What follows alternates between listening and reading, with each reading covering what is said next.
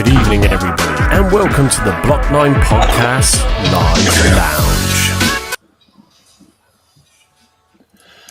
Good evening, everyone. Hope we're all well. So, we're getting down to the final two games of the season, and I have to say, there's nothing that makes you a little bit more nervous than a kickoff at 12 o'clock or 12:30 where Luton play, and if they win, then it could be all over. But it's not going to be, is it? So, so I feel a little bit tonight. I know we did our live on Monday because of the Easter bank holiday. And again, hope everybody had a really good Easter break and weekend. But I don't know. I'm very relaxed going into this game because of that, sort of match that I just noted upon. I mean, I don't know really what to think and make of it at the moment. But yeah, we've got Steve with us in the house tonight. We got Herbie is back with us as well, Andy and Gavin. So evening, everybody. So Steve, how are we doing tonight? Very well, thank you. Looking forward to the game on Saturday. Yeah. Hoping for the best. Yeah. We live in hope. It's you've missed a few shows. Obviously, you're studying a lot at the moment, so understandable. But yeah, it's good to have you back in. How are you feeling towards Saturday? I'm good. I'm a bit more nervous for it, to be honest. But I'm hoping that the 12:30 kickoff can either boost my expectations or just kill my spirits. It is that weird feeling, isn't it? Because it is absolutely out of our hands. So, Andy, good to see you. It's only been a few days, but yeah, how are you feeling coming up to this weekend? What will be. That's all I can say. I'm not nervous about it. I just think we're going to go and give a good account of ourselves at Preston. If we win, we win. We stand a chance, I think. Well, unless if Luton win, I don't know. I don't know what the stat is there. We're just going to hope Luton lose and the results go in our favour. But I'm fine. Good. And Gavin, yourself, how are you doing? Yeah, much the same.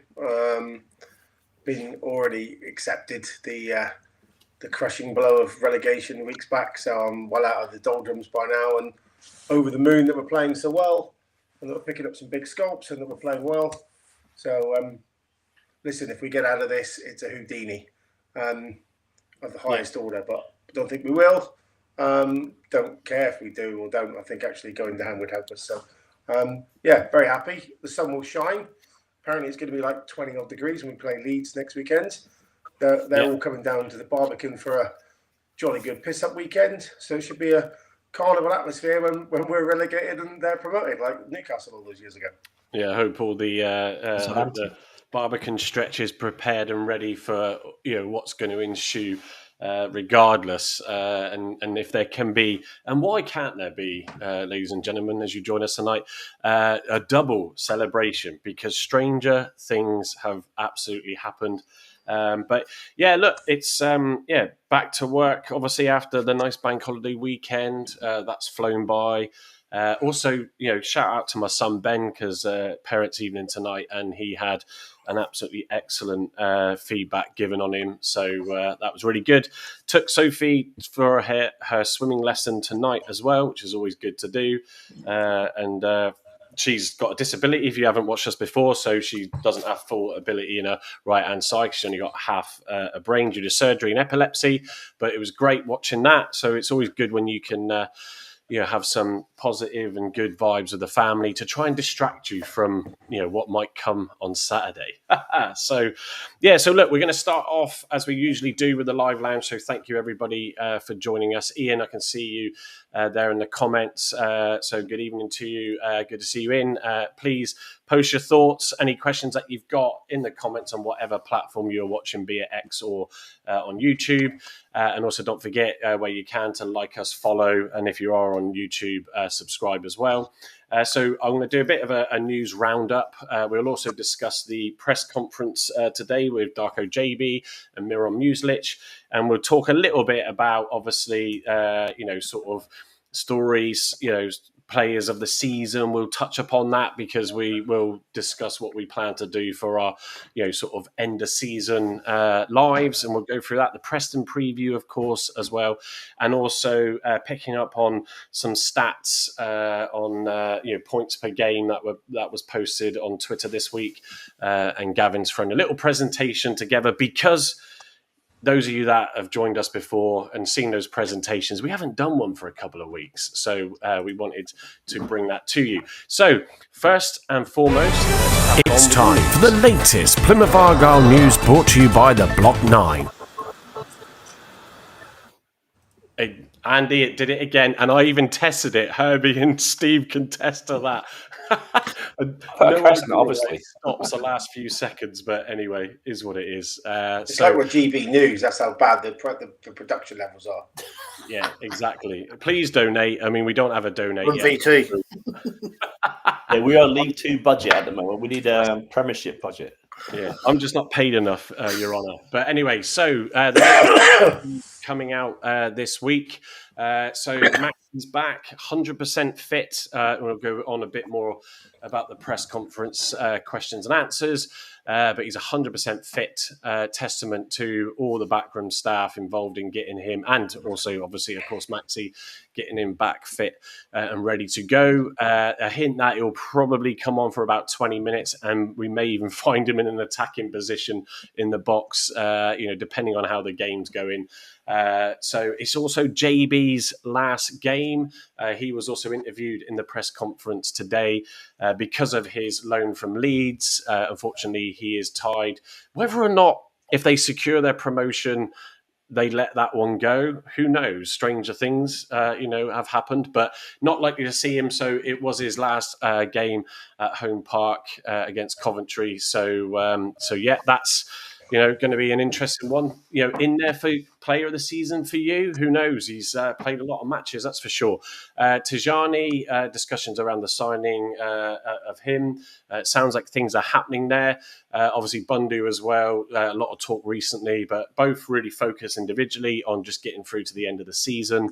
And like we said, yes, the 12:30 p.m. kickoff, Luton versus Coventry.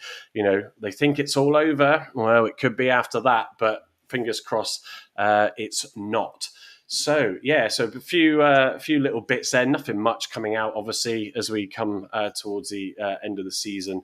But yeah, gents, sort of the Coventry win. That was a really good, positive one. Let me just switch to the group, so you just don't have to see me all the time, front and centre. Yeah, that was really good. Starting to see, what, sort of Miron can bring. The Middlesbrough game also showed some signs of that, with JB playing in that 10 role. He had another great game against Coventry. Obviously, we did discuss it on Monday night show, but no harm in revisiting that again. But Gavin, I'll come straight to you, actually, sort of, we're starting to see when he gets the right players available and in those finds the right positions, what Mueslich ball, can be all about. Yeah, certainly direct up to a big man who at the moment is, I think, a man who we've missed all season without knowing we'd miss him, TJ. Them holding up, playing some quick guys off him, which is obviously Bundu and Hardy, a midfield that's a bit more competitive, that's going to get the ball and drive forward a lot quicker, and I think out of shape were brilliant.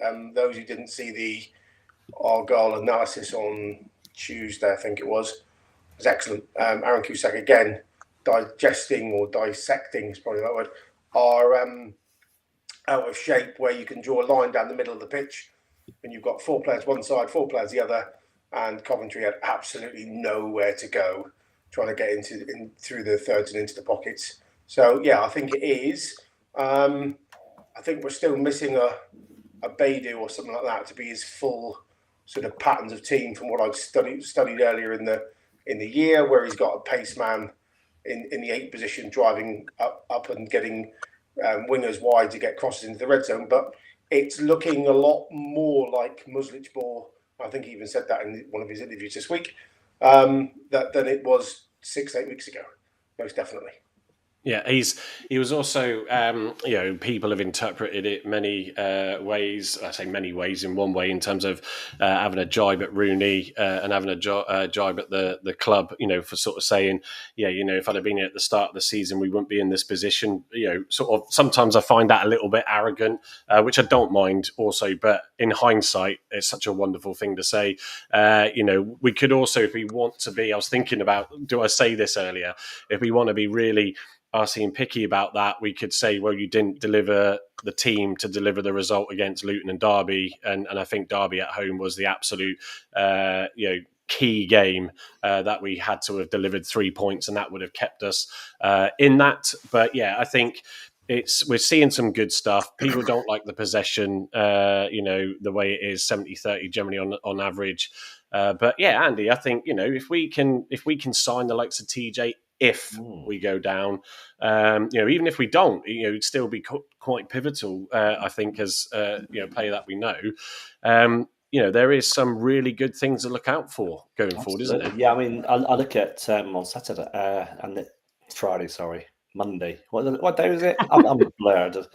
Easter Monday, and we got in their faces, didn't we? We really were aggressive in the play, and that ball that Bundu won for second goal, hardest goal, absolutely aggression there. And then even when Bader came on at the end for the last couple of minutes, he was quite aggressive and getting forward, and so that's what we like. That's what I like of that. You got to get players in faces. You got to win high up on the pitch and then get the ball into that red zone, as Gav said.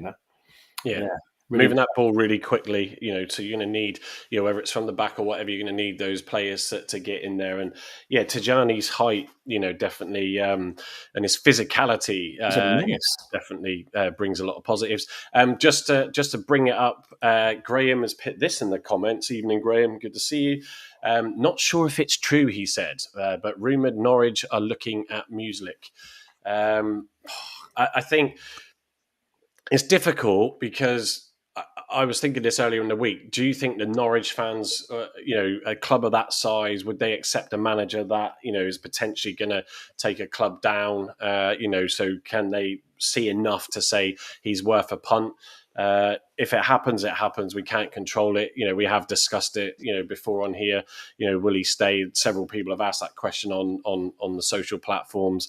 Let's see what happens. We never know with that. But mate, it's really strange. I was walking the dog today, as I do most afternoons, and I was walking back along Plimbridge Woods, and I came across this young couple. I hope they're watching tonight because I did plug the show. And they were Norwich fans. They were from Norwich, now living in Plymouth. I'm guessing they might be students down here. But we were talking about Norwich and how they sacked their manager. And I reckon that they might go for someone like Daniel Farke, because he was there before, wasn't he? And he's being sacked by Leeds, apparently. Yeah, they're considering their options, aren't they? Yeah. So if you are watching tonight, guys, I hope you get a decent manager. Just leave ours alone. Yeah. Yeah, no, it's. I mean, Herbie, what are you thinking? To that, sort of the Music's rumor. Daniel Farke getting potentially moved on as Leeds consider their position and long-term plans going forward. I mean, Red Bull got tons of money, and if they're really serious behind it, then they'll just do whatever they want, really.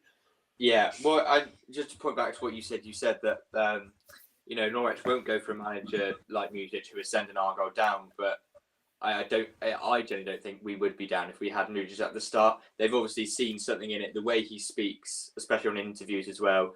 And you can see when we see tunnel cam and see inside the dressing room, the way he talks to players and the way he addresses players and just his conviction, it's obviously got teams like Norwich interested. I reckon Sheffield Wednesday would be interested. I don't see Danny Roll staying at Sheffield Wednesday. So I do think those mid-table Championship teams that are looking to push into the playoffs, that are looking for that next big thing next season, will probably look at him definitely if we go down to League One. It's whether or not those sort of clubs, because not all of our fan base have accepted it. His style of play, is not all about possession football, and so it's quite the opposite in catching teams out. And when it works very well. And when it doesn't, it's caught us out badly. But yeah, do you think the likes of the Norwich fan base, would be, or any other? I don't want to use the word bigger club because we still are a big club in our heads, of course. But yeah, do you think those sort of fan bases would accept that style of play? Yeah, maybe not. They probably have better quality of players. Definitely, teams like Norwich. So, like, if you think you go player for player with Norwich and Argyle, you'd be looking at getting 1 or 2, maybe 3 Argyle players in that squad. So maybe move his style to players that aren't technically gifted on the ball like Championship players are. Maybe he's looking for players like TJ, players that can, be physical and turn losses into draws into wins. Those sort of kind of players. Yeah. Is there any? This is probably for you and others on here more than me, but are there any other sort of managers that are playing a similar style, to music? So is there players that have got that understanding of that style of play that could adjust to that, or are they just so in tune with a lot of the possession-based football that the league tends to bring?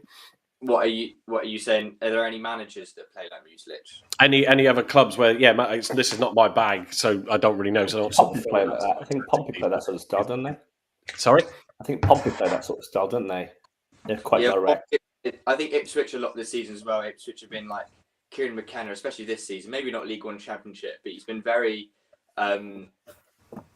straight on getting the ball directly to Delap, like a hold-up striker, like getting players like Leif Davis, like really good passes of the ball and being very direct to their striker to hold up and play. So yeah, I suppose Ipswich have played quite a lot like that season, and Portsmouth do it with Colby Bishop as well, I think. Yeah, so evening CDPAFC, do like to see your posts on X. So yeah, he's just noted Muslich uprooted his family to come to Plymouth. I don't see him doing it again to go to East Anglia. My dad might argue he's an Ipswich fan. He's from there. So, but yeah, I think money talks at the end of the day, and if you are given that bigger opportunity, or you see that as a bigger opportunity, then you've got to consider your factors on it, haven't you? Mike, every single club has been mentioned there are fucking basket cases of clubs. Yeah, another one. So Pete mentioned why in God's earth, Nottingham Forest there. Yeah. Once again, why in God's earth would Miron leave his family in Bruges, come here to a club that he's got support, he's got all the support of the board, he's just started a project to go and be a manager in a basket club like Wednesday or Ipswich, Stoke, who have had Stoke, any of them that have had more managers than I've had off-dinners, which is several, and be sacked in 6 months. Not a chance in hell. Yeah, He's here for 3 years. But it's typical fucking Argyle fans. It really pisses me off. Where it's like, we got something good, so we're going to lose it. How about just saying, for once, grow a pair, put your hand down your pants, find your bollocks. We will keep our good manager, and don't. Oh, we've got something good. We've got Hardy's going to leave. No, he ain't. Right? Everything we've got is good. It's like the whole Jana apathy mentality of, we've got something good, so someone's going to come and take it away. Yeah, I mean, just ladies and gentlemen, Gavin clearly has got out of the wrong side of the bed this morning. And when I go to wrap this up later on, I've got to decide: do I tick the explicit button on Acast, or do I not tick the explicit button? No, go on, Gavin. I only wind you up. It winds me up something chronic. Just seeing all the apathy of, we're going down, so he's going to leave, and he's going to leave, and he's going to leave. Nonsense, absolute nonsense. Yeah. Not to say surprised Schumacher did that. Yeah, he didn't. That worked out well for him, didn't it? Because now Chippy Tits couldn't win a game for love and the money in League One with Bolton. So I think there's enough history behind interesting placements in the past to go, no, he's just spent 6 months clearing up a mess that someone else has left. Yeah. Why would you now go to another club and have another 6 months of clearing up someone else's mess to get back in your style? I just can't see it at all. No, I think just looking at the comments, sort of Voodoo saying, Schumacher did exactly that, but not surprised about the speculation. No, don't disagree. Even if you look at the form book since he's been here, and the presentation we'll show you in a minute, his points per game, sort of pits us that sort of mid-table. Pilgrim Petey sort of confirming Music's family still live in Austria. He isn't going anywhere. And Voodoo, again, it's a massive gamble for a big club to hire him. But we see this a lot. He's unproven, isn't he? They just don't really if it doesn't work out, they'll just move them on. It's just, and you're right, Gavin. Does he want to be part of that? And I think the vibe you get from him in the press conferences of late and stuff, you just feel like he's excited about what's coming. If it's not going to be the Championship or it's going to be in League One, and it's gone dead quiet at the moment, but obviously this investment is looming. He hinted, we'll come on to the presser summary in a minute, but hinted at the sort of discussions around TJ are happening in the background. Is there then this investment coming, and are they trying to entice TJ if we go down with a wage to sort of say, join us, stay with us to get us back up there? So, yeah, for me personally, I don't think he... Two things. One, it's nice to have a manager people are talking about, because we couldn't have given Wayne Rooney away, even with a £5 million check stuffed in his mouth and a silk bow wrapped around his neck. So that's the first thing. The second thing is, if you look back at Miron's coaching career, he hasn't left anyone. He was sacked at Cercle Bruges because they basically sold his two best players and replaced them with nothing. Good point. And he was there 3 years, just under. Yeah. He probably would have saw his contract out. So I can't see it being anything other than him trying to complete this project, because he is unproven in British football. He's always wanted to say that. Yeah. No, I agree. Risk for someone to take him on, isn't it? If he's unproven in the Championship. Listen, if we win League One next year by 100 and something points like Birmingham have done, right? Then I can see the speculation. Yeah. Absolutely. Steve, sort of, coming back to the, point, we'll park that rumour now because I think we've cleared that one up. But, we'll see what happens and materialises. But it's good, that, we go from a fan base that we noted on Monday night, that one particular person, Evening Bradders, if you're watching, goes from one swing to another, in the space of a few weeks. That's just what it is when you're in that dogfight. Steve, it is an exciting thing to look forward to. I think we want to get out of this season, however it ends, so that we can focus solely on building up again to stabilise us and get us winning games. Most definitely. We're in the best form that we've been all season as well now, and we're firing.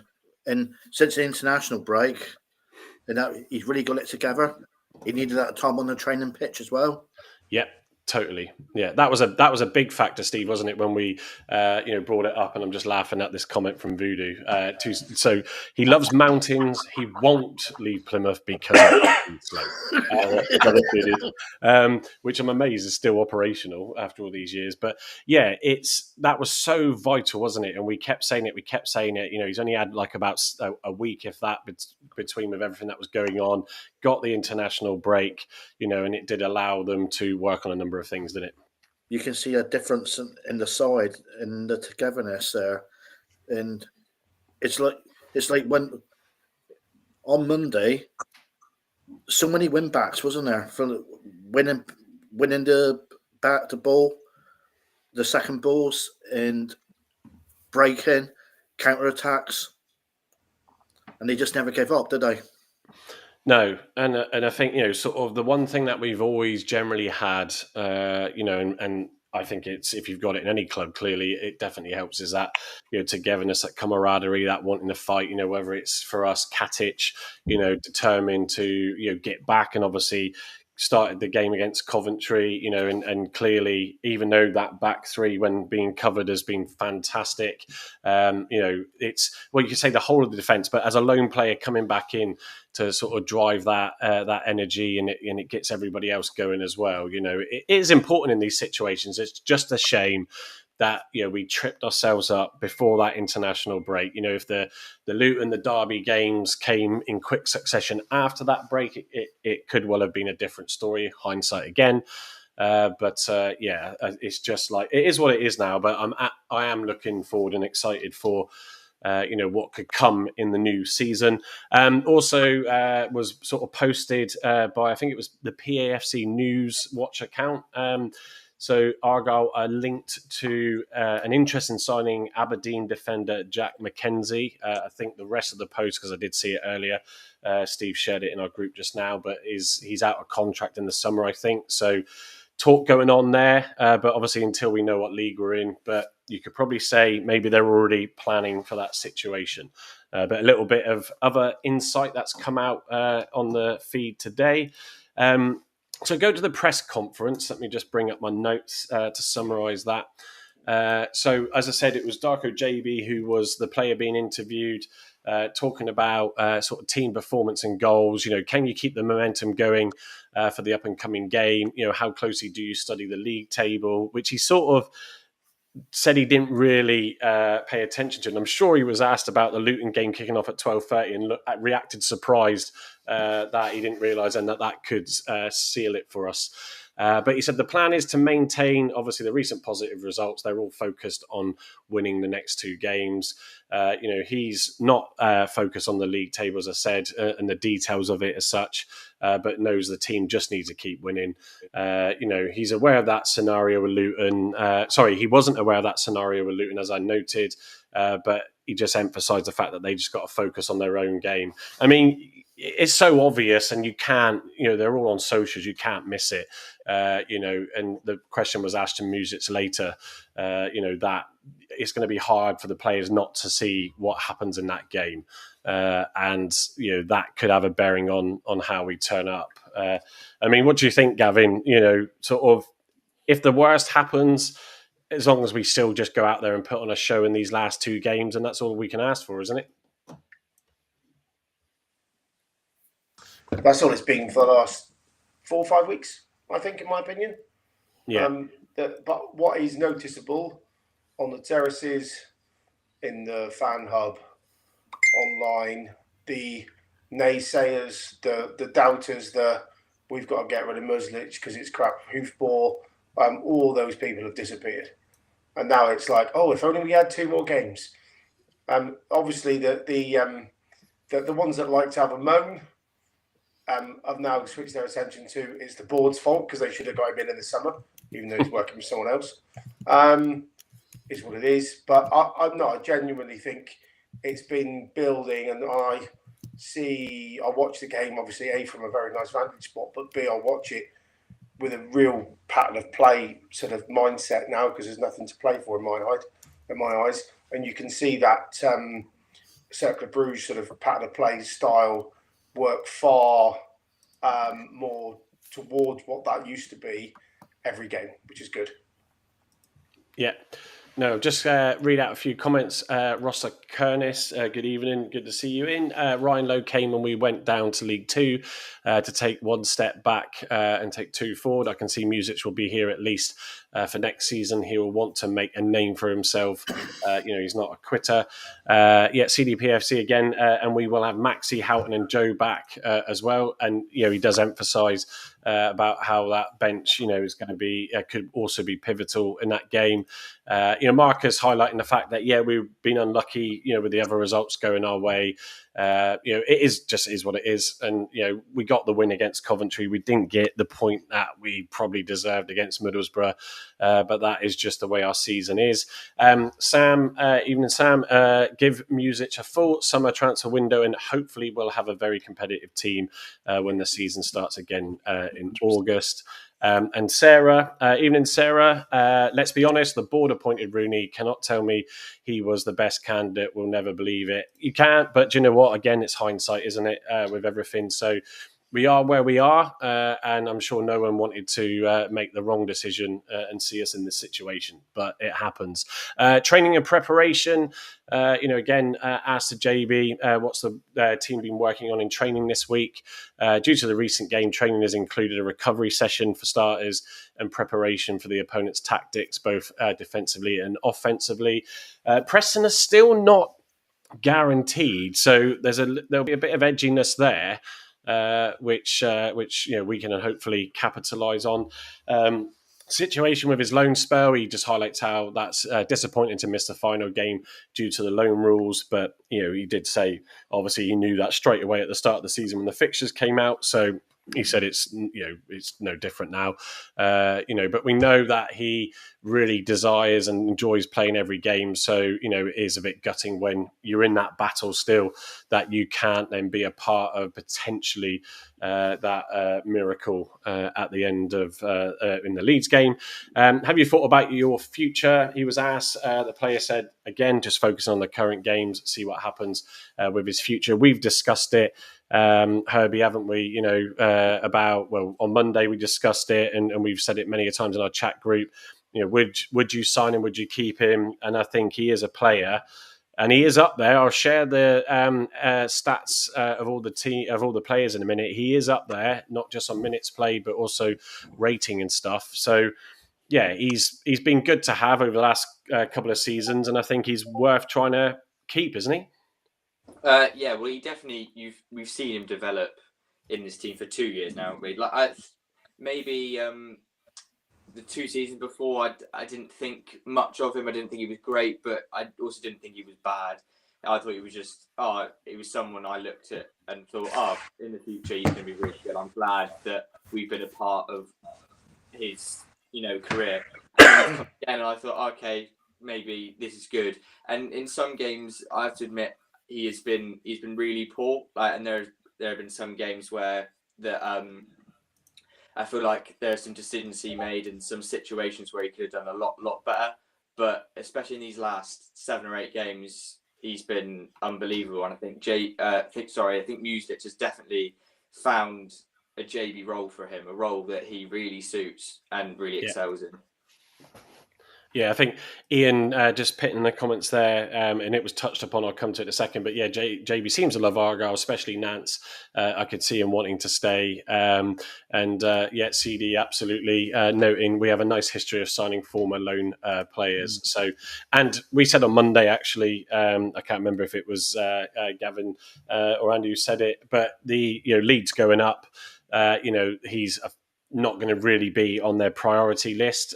With the greatest respect, we mean that to Darko. So there could be an option there and a nice little sweetener of the deal to do it. In terms of the relationship and club culture, as Ian was just pointing out to, he sort of took a little bit to settle down, but then really got into it. Sort of loves, enjoyed his first loan spell. Offering support that he got from Nance on and off the pitch to help him settle. He mentioned, and the bond has grown as a point of that. Marking the moments with Nance, jumping on his back, obviously after the wins and all that sort of stuff. So it's great. It's a brilliant thing to see when everybody is so connected like that, and obviously certain players and coaching staff can form stronger bonds. How's the team's camaraderie? Help with recent results, he was asked. He said it's a close-knit team spirit, and optimism has been crucial in overcoming the challenges and achieving recent results. And how important are the Green Army to him? He said the fan support, especially at away games, is vital and appreciated, with their presence expected to boost as well in the final away game. Personal growth and reflection touched upon. How do you feel about your last game at Home Park? He was asked in his time over at Plymouth. He said he's tried to soak. He had tried to soak in their final home game for him, obviously with the loan spells we mentioned, with Leeds making him unavailable. He's been a better player in person, learning from teammates, staff. He did, when I listened to it, note specifically about Joe Edwards as well, giving him a lot of tips, being a young lad joining us at 19 and now 21. That's playing on those experienced players has definitely helped him. And do you wish the season could continue? Which I thought was a bit of an odd question, but at the end of the day, yeah, of course, if it gave us a chance to stay up, and you can clearly see he just loves playing football. And if you come down and you're good enough and you put a shift in, as Muslich always said when he joined, then you'll get those opportunities. And he has played a lot of minutes. So So that was on Darko JB, and then coming to Miron's piece in the press conference. Team strategy and focus. How are you preparing for the up-and-coming game against Preston? And he said, we're focusing on our performance, ignoring external results, e.g. the Luton game, and the aim is to maintain the aggressive, intense style seen recently with improvements in set pieces and defensive solidity. How do you keep the players from thinking about the other team's results? Touched upon this just now, but they're accustomed to a must-win pressure, focusing solely on our performance, which they can control and maximise our chances. And then player fitness and selection, as we said, Maxine could start the game. Chris Errington did ask him directly, that question. He said he is 100% fit, but he's not likely to start because the current defensive unit, has had some very strong performances, and it has Katic and Maxi have upped that game as well as some of those players. Paulson in particular, as we noted the other day, has absolutely upped his game.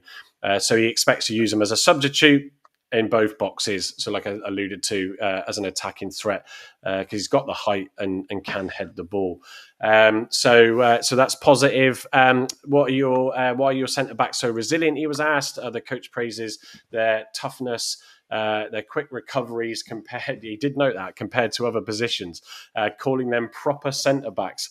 Gavin, I love that sort of comment from him because it's like old school, isn't it? It's like they've dusted themselves off, they've worked to get over their injuries and got on with it. They're not dancing around and I say dancing around. They're not acting like prima donnas and want to go, I need a few more weeks, to make sure I'm back together. They've just got on with it and got out there. It's the centre half breed.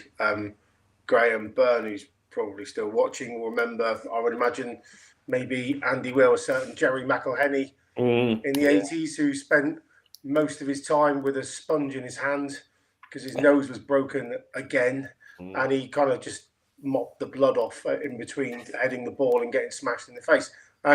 They are a rare breed. They're the closest to rugby players, I think, on a football pitch. We've got a series of, I think, all of them, and even Brendan Galloway, when he was being interviewed in Hospitality on Saturday, said, I want to be back in it, but I've got one game pretty much. Leeds being my only one, so I'm not going to get selected.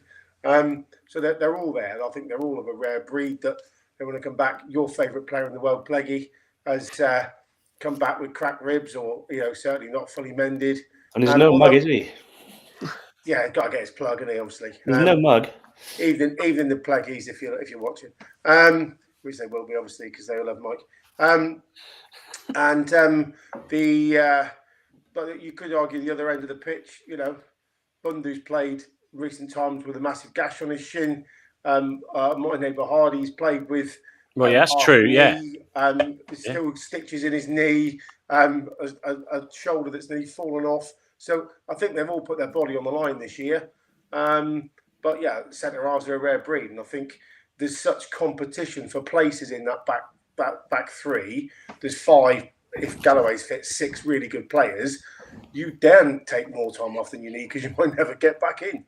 Yeah, that's that. Yeah, having a bit more squad depth and quality that causes and forces naturally the competition, and that's where you either a couple of players stand out, don't they, and others might then just decide, I'm not going to get a shout, so sort of go back and hide away. But they've all pretty much given that they're all tactical insight. Was asked of him what's he expecting from the Preston game. He said Preston's situation has shifted a little bit from safety to needing points just to be that little bit more comfortable, but their recent form is poor. I think they're bottom, depending on how long back you take the form book. But yeah, their recent form is poor. He expects a competitive game, but just focuses on what our ARGYLE's objectives are. What attributes does Tijani bring as being a striker? The AI transcripts called him Dejani, and then in brackets Johnny. So he said, he's a link player, a target man, a finisher, fitting the coach's preferred striker profile. His versatility as a starter or a substitute adds value, which is why, Music's pretty much, I think we're expecting the same starting 11 as against Coventry here. Club's decisions and future, is there an option to sign TJ? And this is where he did allude to a bit more than usual. Discussions are ongoing, and the coach or Music said he would love to keep TJ. He's shown his worth as a starter and as a substitute. So, I think hopefully some positives come from there. I know we said after, the sort of the game the other day that it was like, don't get too carried away again, because, you can do that at times. But I think we can see if he gets the minutes, which he's not had, then, we'll see more from him. Why did we extend Caleb Roberts' contract? I think it was Errington that asked this, considering he hasn't played under Muslich. And he said, despite the limited play time, his potential makes him a key part of the club's future. So that's a good, Steve, it's a good indication that, obviously he's keen to focus on the youth. And obviously we've got our, new academy set up now. So, I want to see more from Caleb Roberts going forward. No doubt you do yourself. Yeah, yes, most definitely. And you have time to develop as well. And the likes of Freddie as well, both of them. Yeah. I'm not sure, obviously, what's going on with Tegan Finn at the moment. Because that's gone dead quiet. Yeah, good point. Because he's 17 now, isn't he?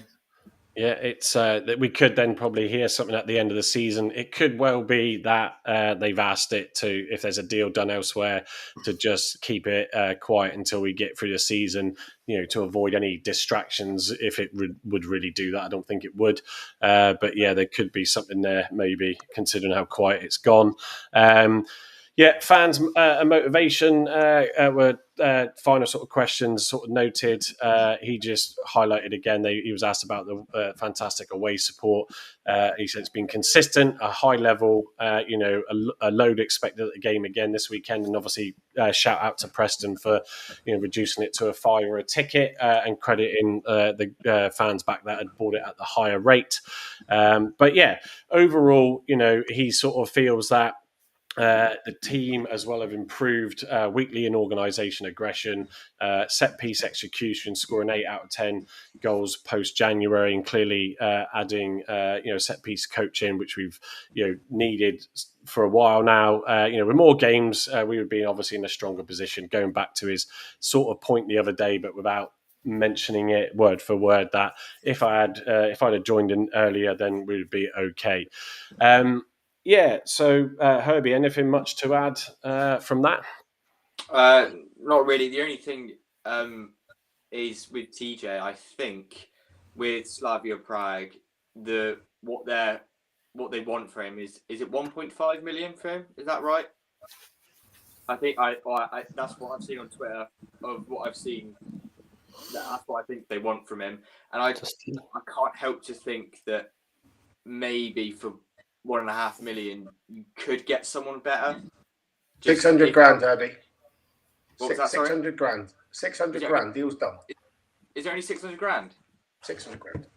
Oh, there we go. It's a steal. 600 grand, I would then, yeah. I've seen loads of saying that it's like 1.5 mil, like 2 mil, and I think I don't really think we should pay that money. If it's 600 grand, yeah. Guide price in the estate agent's window, 672,000. Well, there we go then. Offers over. Yeah, so if it is that, I think if you do pay that and he doesn't live up to the expectation, you haven't lost much. I don't think. I still think you can even get a striker on top of that. Just to if more strikers, I think is the better, because that is one of the most. It's the position you compete with the most. You need players to push you. That's why. So when we went up in our 100-point system, in our 100-point season, we had Hardy, Wayne, Cosgrove, Ennis, 4 of those strikers, and they were all pushing each other to become better. And no one actually had a spot in the team. They were all just playing off who was played better. So I think if we have Hardy, if we keep him, TJ, we'll have Wayne back next season, because Andy will love that. Wayne's out of contract, isn't he? He's out of contract. Marcus will love that, won't he? But Truro will sign Wayne. It's fine. He'll partner up top with another ex-Argyle. Wayne Train. Okay. Jeff Cott. Yeah. I think we need different types of strikers anyway, different variations. It's. I mean, obviously, it's a position every club wants, isn't it? And sort of. A lot of the Rooney tenure, it was painful with the injuries and stuff like that. Hardy out of favour.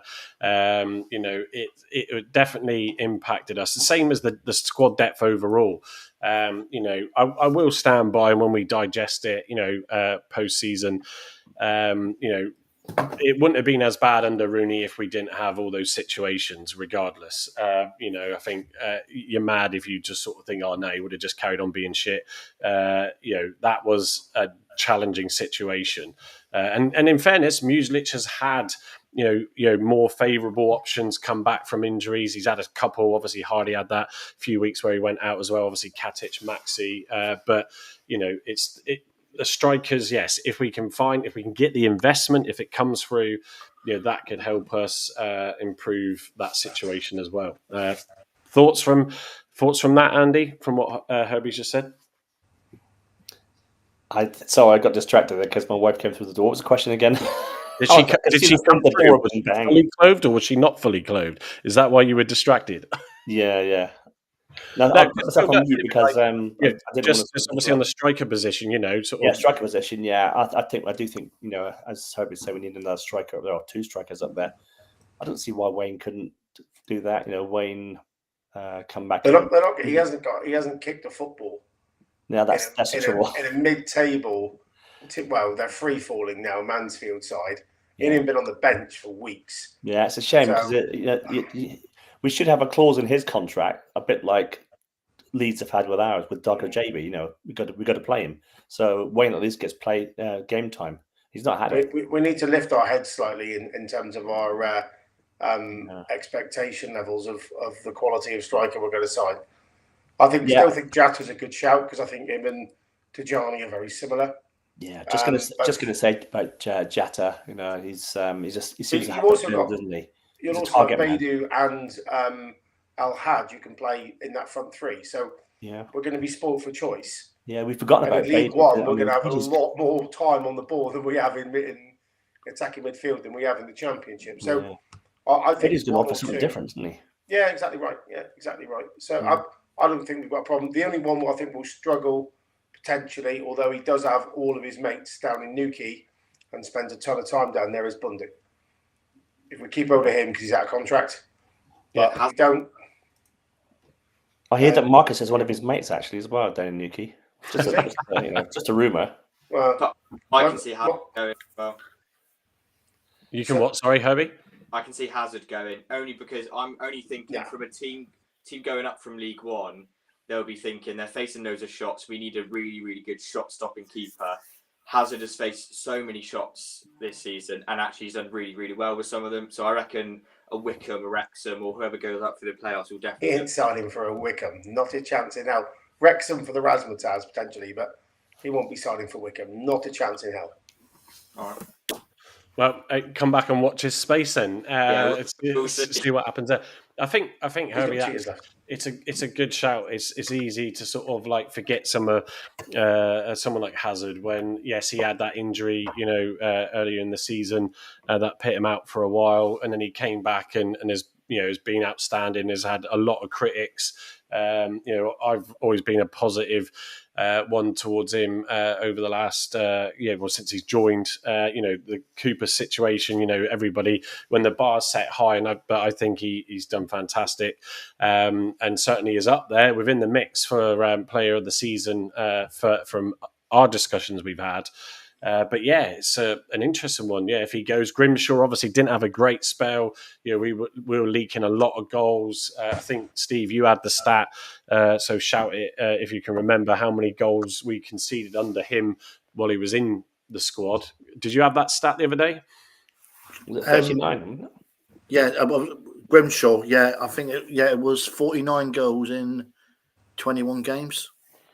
Yeah, so it's sort of that's a tough one in terms of do we have to then re-recruit? Where is Grimshaw's head at? And all that sort of stuff because he hasn't played for a long time. So Do you remember when Hazard had that small hamstring injury during January? Yeah. And everyone thought, Grimshaw's playing, he must be off.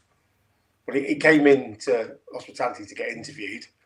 And I was straight out of the chair. I'd never do this. I'd never go and talk to the players. I remember you. Yeah, I remember. But I walked up and I was like, oh, Connor, hi, how are you? And he was like, yeah, I'm good.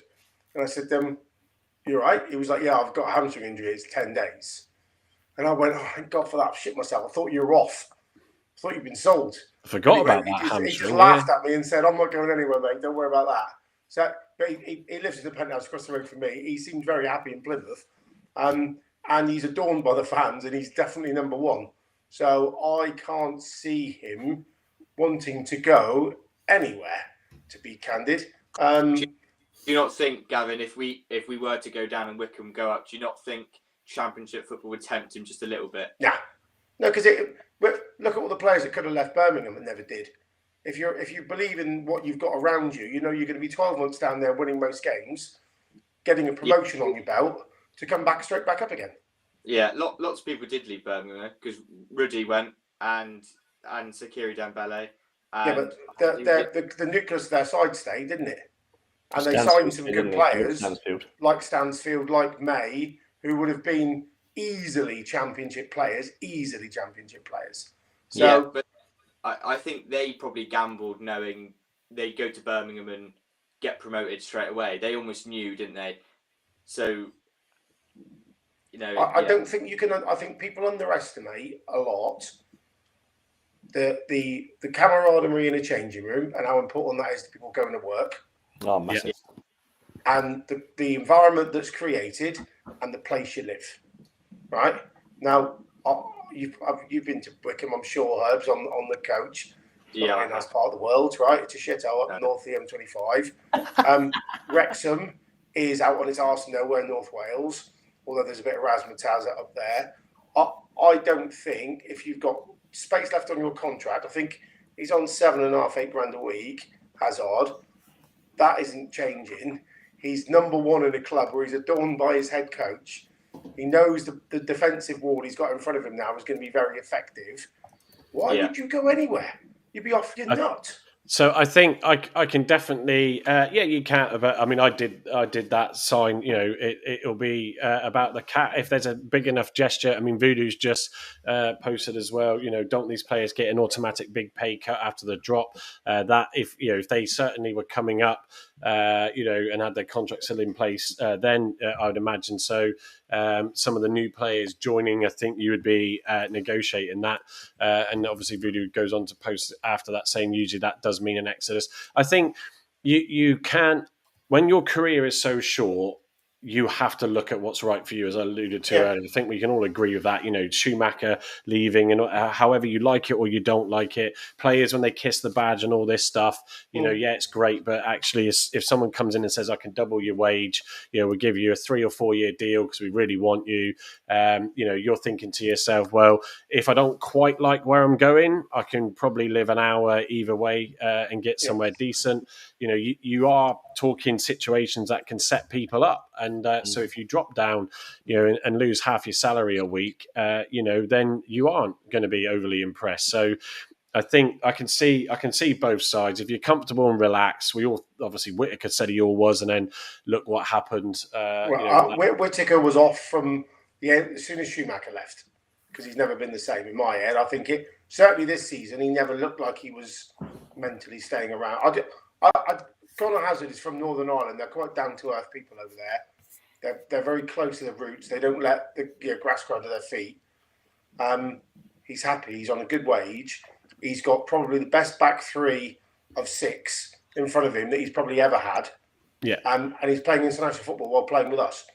It would be very unlikely, I'm not saying never, if someone comes and says, we're going to triple your wages, but also he's got to be in a team that's going to play direct football because he's not going to be tippy-tapping around like Grimshaw either, is he? He's going to struggle with playing out from the love very quickly with the side. So if you're going to do that, you need to be in a very similar team that plays direct.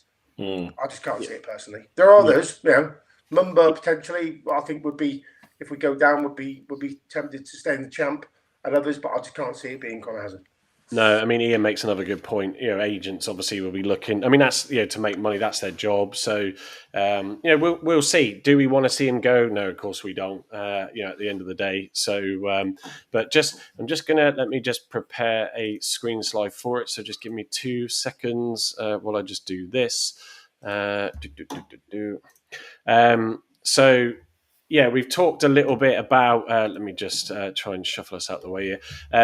We've talked about, sort of coming towards the end of the season, our player of the season, sort of move the subject onto that.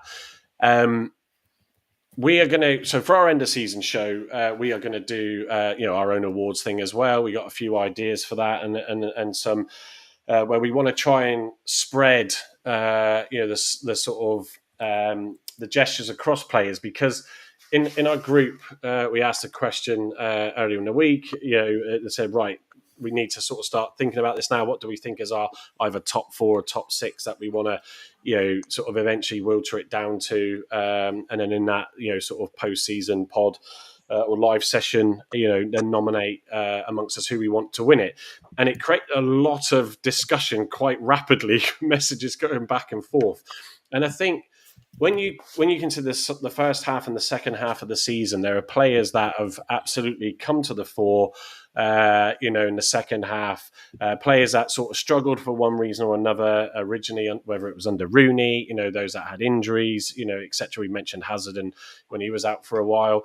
And it was like really hard to sort of even sort of choose a top 6. There are some standouts, and I think the likes of Pleguezuelo, Hazard are right up there. And I picked this slide up from Stats Performance, not FOTMobs, because FOTMob doesn't do an easy table that pits this in. And the site that provides this is one of the biggest providers of football stats data globally. But you can see, you can filter it and sort it on appearances, minutes, goals, and I've got it currently sorted on appearances. But right at the top there is Darko JB. For a long time, it was Mumba, only obviously one game behind, but where he got sort of sidelined a little bit, knocked him back. Minutes played, it's a different ball game. But when you look at the people that have been relied upon, haven't had injuries, and have consistently then played those games, Darko, Barley, Adam, Randall. So I hate calling him by his first name; doesn't sound right, does it? Bundu, Ryan Hardy. There's a lot in there, in that group that have committed a lot. If I sort it by minutes, let me just do that. Mumba does top it now, followed by Randall. JB then closely followed Zooks, which, when you think about it, it's like, wow, okay, that's interesting considering when he joined. And Bundu again. So is this just outfield players, Mike? Because there's not been a single keeper of any of these charts so far. No, everybody's in there. It should be in there. Maybe they're. Oh, hang on a second. Let's have a look. Let me just switch it to that. Sorry, that's probably why then. Yeah, maybe it is just filtered on. I couldn't see any keepers. I was going right down the bottom of the chart. I was like, oh. Yeah, trying to find that. Well, that's a good point. Maybe it's not showing what I thought it would be showing for everything. So, but there we go. Yeah, because he's not up there, is he? It's just outfield players, isn't it? They're showing. In more Grimshaw, aren't there? Yeah, can't see. Oh, goalkeeper. There we go. There we go. So 2:07 minutes for Hazard. Oh, you would never have said, if you didn't see those stats, yeah, Conor Hazard's only played 2 more games than Grimshaw. I think it shows the whole nature of the season, isn't it? And how it's it's panned out. You forget how long he was out for in that first part. Yeah. He was out from the end of August, and wasn't it to the new year? Oh, it was a long time, wasn't No, it? he didn't play. He didn't play until it was Oxford. That's it. Away. Yeah. Wow. It's well. Anyway, the sort of point. The point being is that there are surprises in there, but also there's so many players to choose from to try and say, well, how do you thin out, your you're sort of chosen, selected for player of the season. And I think when we look at the second half, Andy, there's a lot of players that have produced some impact, haven't they? Yeah, certainly the second half of the season. Zooks has come in and almost claimed his spot because of his long throw. That's changed his game. He never used to use that. Hazard, as you said already, has been outstanding in a few games. And Hardy, especially coming back into that. And yeah, there's a lot of decent players coming back into the side, apart from Obafemi maybe and Houghton. But yeah, other than that, they've done really well, haven't they? I can't overly agree on the Houghton one. I know Gavin likes to call him the sieve, but actually, as it was pointed out recently, when we looked at the situation on, his partnership with Randall and we hadn't lost under them. Obviously that got changed eventually as of Monday with, Randall as well, starting with JB and all that sort of stuff. So Herbie, look, what if you were going to choose let's just whittle it down to 4. You don't have to confirm and commit it to now, but who would you be pitting up there if you can give yourself 4 that you can pit in it? My top 4 would be for your play? Yeah, for what you would sort of want to pit for your player of the season. Your shortlist. Yes, thank you, Gavin. Pleggy's definitely in there. I think I'd go Pleggy, Hazard, Randall, and probably Hardy. That would be my 4 to select, honestly. Yeah, Ben Wayne, if CDPFC says for player of the season, as we've been unfairly taking the mickey out of him. Bless him. So Steve, who are you choosing for your shortlist? My shortlist would be Pleggy, Hazard, Hardy and Bundu. Yeah, okay, cool. Gavin? Hazard's definitely there. He's only played half the games, looking at this now. Played with Zalo. Yeah, absolutely. But I think he's only probably played 27, 28 games, I would imagine, something along those lines, maybe 30. So they're 2 nailed on. Consistent performance. I think you'd have to put Randall in. Don't think he's been amazing, but he's been consistent. And he's had some tough days at the office. I think he'd even admit that. And then it probably is Hardy, although I'm a big Bundu fan, and the way that he's played every time he's put the shirt on, sometimes gone unnoticed, sometimes not. It'll be a tough one. But I think if you're going to, 4 or 5 of those, I can't see anything outside of that really.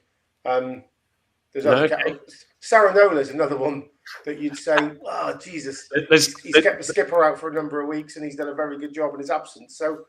Has it been outstanding, or has it just been good work rate? I don't know. It's a difficult one to manage that. Yeah, before about to come to Andy, I was thinking there's 2 players that haven't been mentioned yet. Then you suddenly went and mentioned Soranola. Andy, what would be on your shortlist? My shortlist, I would go with Soranola because he's been the most improved player. He was sidled out a bit, wasn't he, under Rooney? Came back in quite strong, performed quite well, worked really hard. I like his work rate. I love his work rate. So he'd be one of them. I'd go for Ryan Hardy. Again, similar. He's been out injured quite a bit this season. Come back in, scored a lot of goals for us, and probably, hopefully, might keep us in this league with his goals. I'd go for, what's tough, isn't it? I'd probably go for Pleggy. I think Pleggy, whenever he's played, he's always trying to give him his best. I don't know. It's difficult for the 4th. I'd probably go with Randall.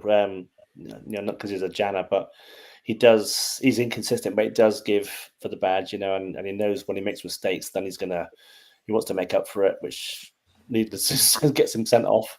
But here's what it is. He's consistent. He's consistent that he wants to give 100% for the badge. Yeah.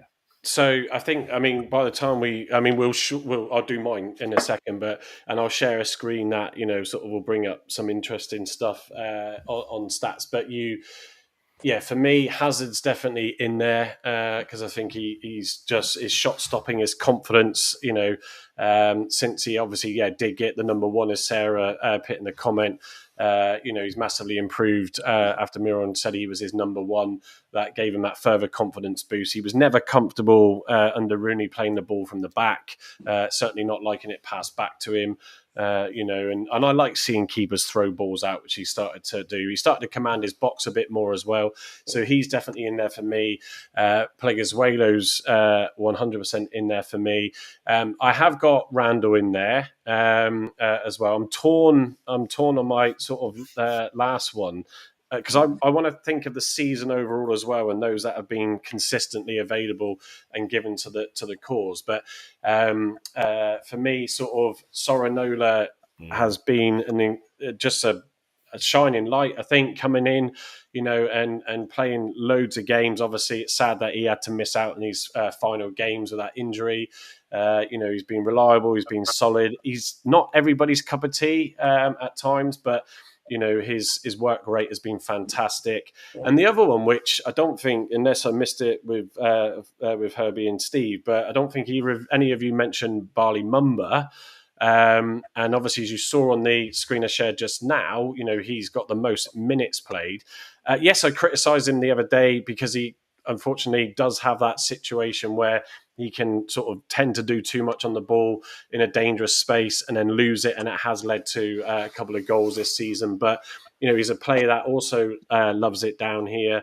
We wanted to sign him when we got him in Whittaker, and we were all really pleased with that. And I think he's put on a big effort this season so far, to be that consistent in the amount of games and minutes played. So he's in there as well for me. So it's, I think it's going to be a close run for me with Plaguey, and to a degree, I'm going to say Hazard. But if I just share this screen with you now, hopefully it's going to go to the right one. So this is FOTMob, back on FOTMob, as we normally bring up some of their stats.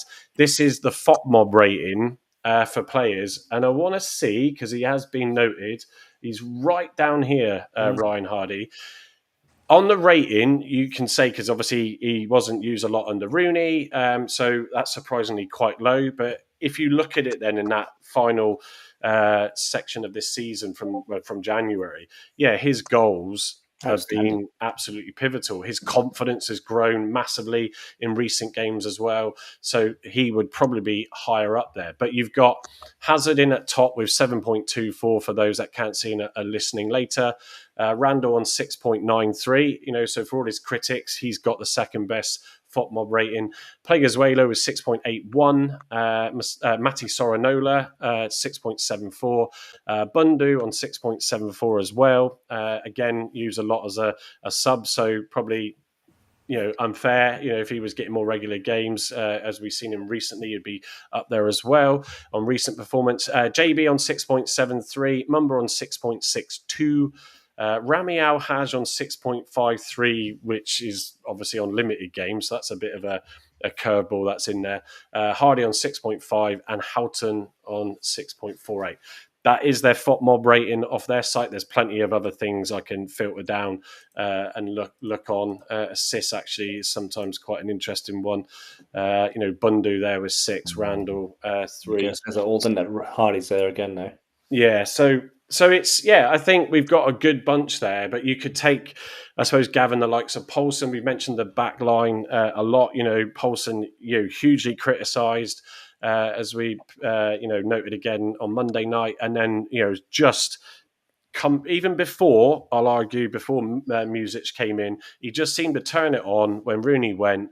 And same as Plaguey, and Sorinola, and then they just came alive, but over the season, yes, you're probably not going to consider him, and obviously he's fallen out of favour when Katic and Maxi have been fit. Most improved player, I think, by a country mile.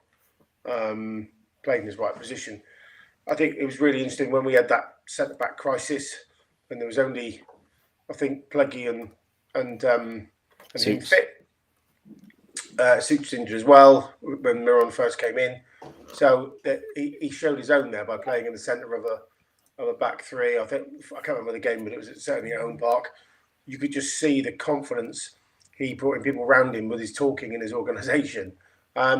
He's clearly a born leader, and I don't think anyone knows the length of his contract. Anyone listening, one of the one of the guys might know, but I certainly can't find it.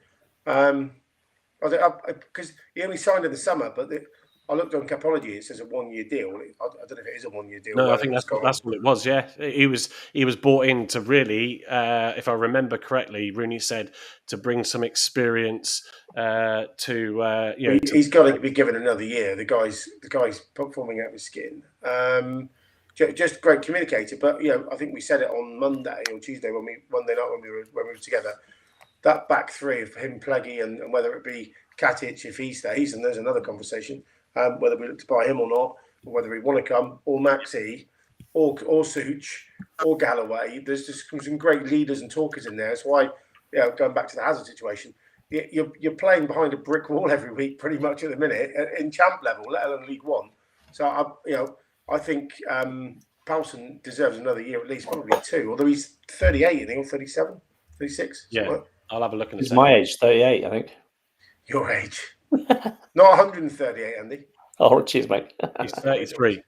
33. So he's probably got 2 years left in him as a centre-half. He's a good centre-half. I mean, you nailed it, Gav. He came in and Muslix just played him in the right position, and he's performed in the right position. I think when he was out in right back, he was just...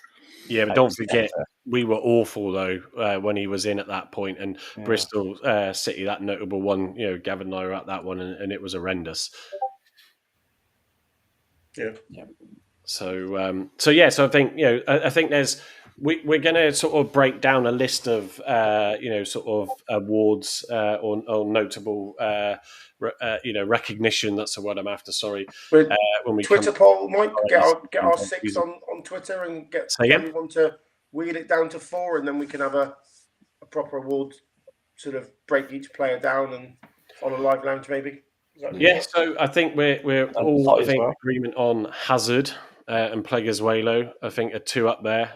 It's just trying to decide on the last 2, I suppose.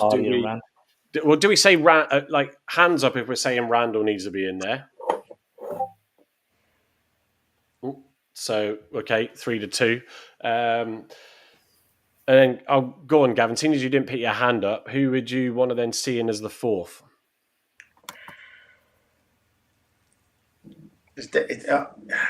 It's difficult. It is. It's really difficult. Normally it's difficult because so many players have had such good seasons. You don't know where to start. Don't forget though. This is for our ultimate player of the season, which and like I alluded to, we are going to do some other recognitions for that exact reason. Yeah, I think Mumba's got to be there. I think he's been, although he's had some stinkers. He's always been 6 or 7 out of 10. He's never had a stinker. I think he was exceptional at the weekend. The problem is a bit like when you go out for dinner, you only remember the dessert, the back end of your crap starter's forgotten.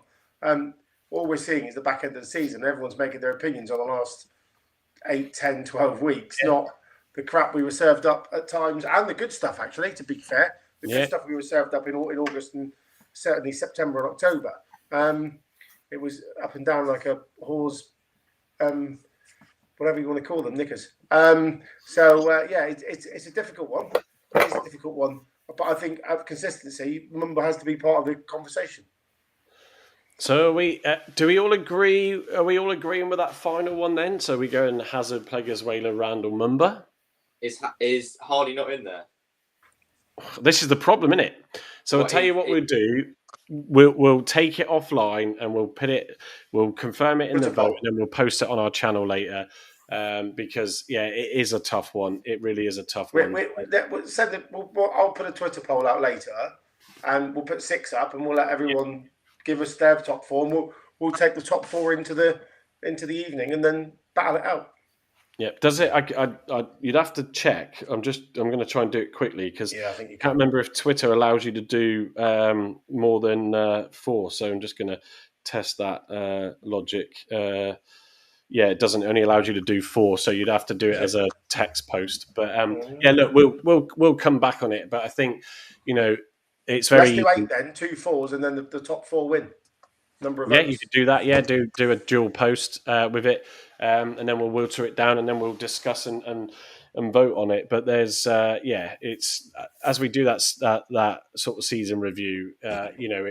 it's such a half and half, isn't it? Sort of polar opposites, and so it's good though, because it's good that some players have come to the fore and stood up to the criticism and improved their worth, and that's all you can ask for at the end of the day, isn't it? So, right, we're coming to the end now. So, like I said, we've got I think this will be our 49th. I've been trying to make sure I note this, because when I go and post it on Acast, which pits it out to all the pod channels, so for those of you that can't watch it live that are listening afterwards, where it's I think 48 I've put on there. We did a few before this with our TikTok lives originally, but to still think that we've gone through a season and we're nearly up to 50 shows, so is crazy really. And it's always appreciated having all of you join us, and those that have come on board that are new, that have stuck with us as well in the early days.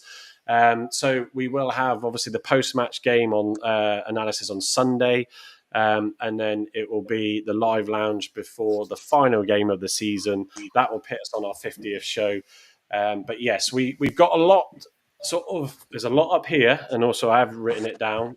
Always get your ideas down on a bit of paper, as they say. But there's a lot that we want to bring, over the postseason, and ideas that we're going to work on, so that we can bring you some more content to go with what we're doing here, and get more people involved. Emma, who's joined us recently, and we're going to try and see what more we can do there to bring a wider female contingent to this show.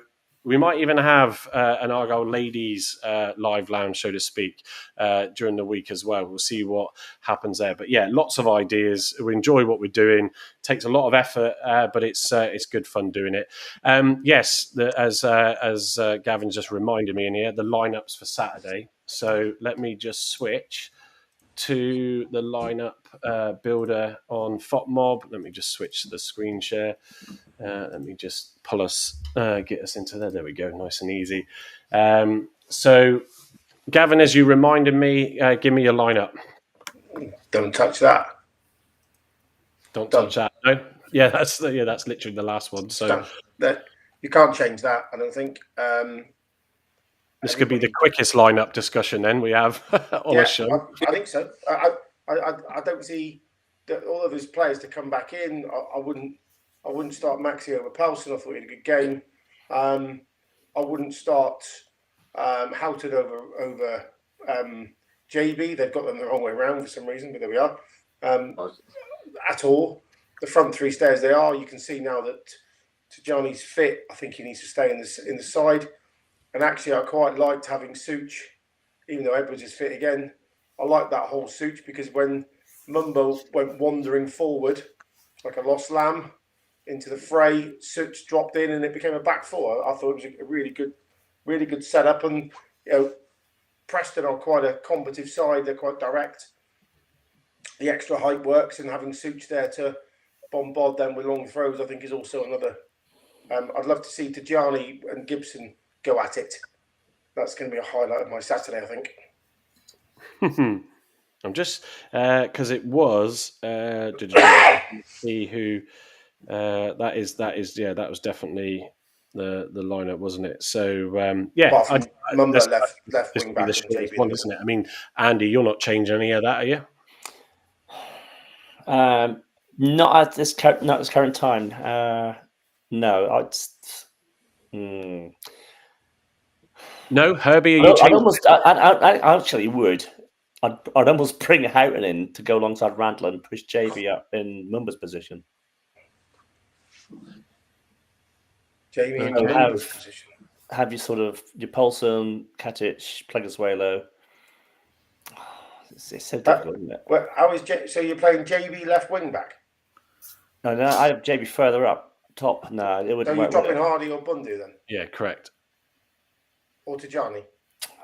Yeah, it's difficult. No, I'll keep it as it is. It's very difficult.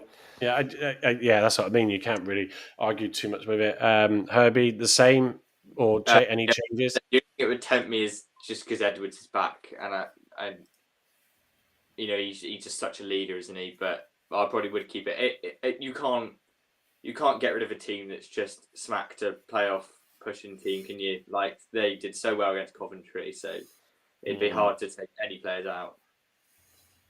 I think going to your point on Edwards, I think as we said it on Monday night. I know obviously you weren't on the show, but it felt for me that Music had to play him because of the game against Derby, and it's almost like you couldn't he couldn't not start him, but actually he wasn't effective in that game, and that was my fear. Personally, going into that is, could it just backfire? Because the momentum's different when you're coming on to want to get us back into the game. 1-0 down. It's a different scenario. Not Derby, sorry, but yeah, it's a different scenario. But it's for me, I think he's keep him on the bench. If we've got issues in the game, or it's 0-0 or a goal down, touch wood we're not, then coming back into it.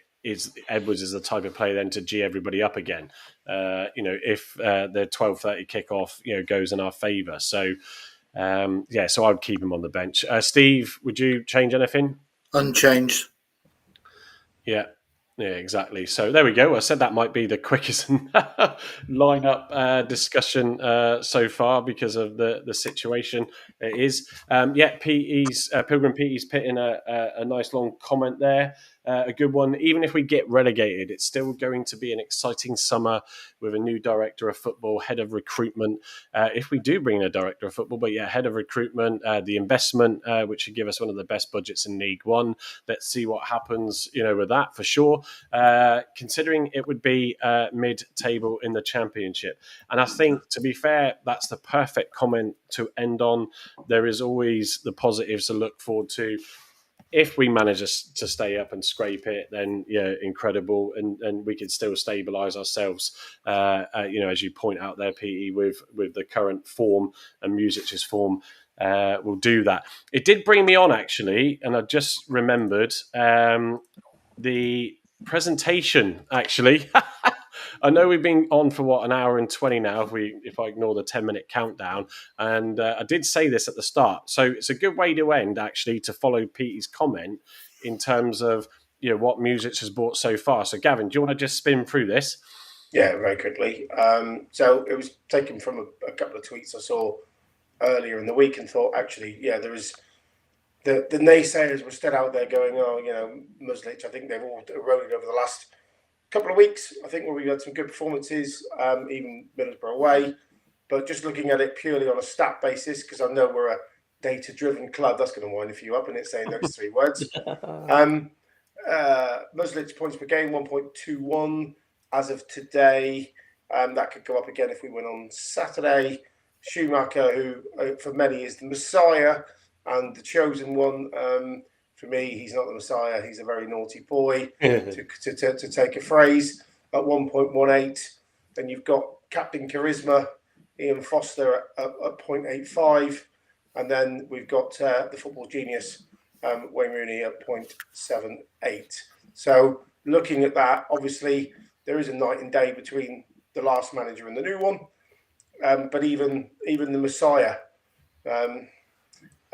is being outstripped by Muslic and his current performance, which I thought was quite interesting. Yeah, and then the next slide, there you go, the win, draw, loss comparison. Yeah, what's nice there is Muslic and Schumacher won more than they drew, and I think it's something that I always had in my head when we didn't make the playoffs that year, and we got hammered on the last day to MK Dons. The amount of games we drew at home that season, where you'd actually prefer to just go for it and lose, because the upside of winning it, getting those extra 2 points, were massive. That's where I think Muslic has done really well, and he's gone for games and won more than he's drawn.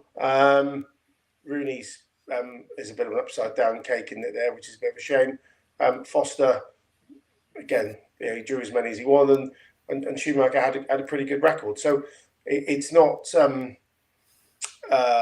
that would surprise many, I would assume. But again, you're in a reasonably healthy position, and I think if you're football, you're following trends, then the Muslic trend looks like it's going upwards rather than downwards, which was positive.